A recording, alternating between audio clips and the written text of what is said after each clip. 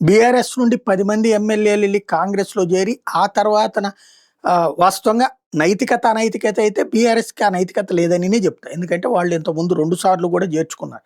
అది పక్కన పెడితే చట్టబద్ధంగా జరుగుతున్న ఒక హడావిడి, న్యాయపరంగా జరుగుతున్నటువంటి హడావిడి.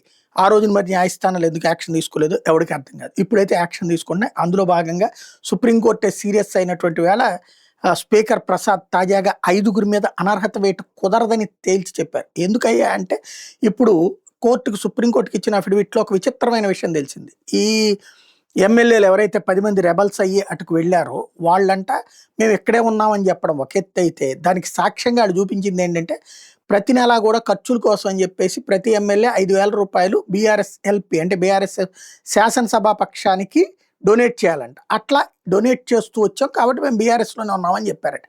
ఓపెన్‌గా ఇయ్యిచ్చుకుని కండవాలే ఇచ్చుకుని కాంగ్రెస్ పార్టీ మీటింగుల్లో కూడా పార్టిసిపేట్ చేసి, సీఎల్పీ మీటింగుల్లో కూడా పార్టిసిపేట్ చేసినటువంటోళ్ళు అబ్బెబ్బెబ్బే వాళ్ళందరూ అట్లేరు అని చెప్పడం, ఏది గుడ్డెదు చేలో పడ్డట్టు వ్యవహరించడం తప్పించి మరేం లేదు. నడుస్తూ ఉంది. నైతికత, అనైతికత అనేది అర్థం మారిపోయి బహిరంగ మీడియా కూడా నిస్సిగ్గుగా సమర్థించుకునేటటువంటి విచిత్రమైన పరిస్థితుల్లో ఉంది.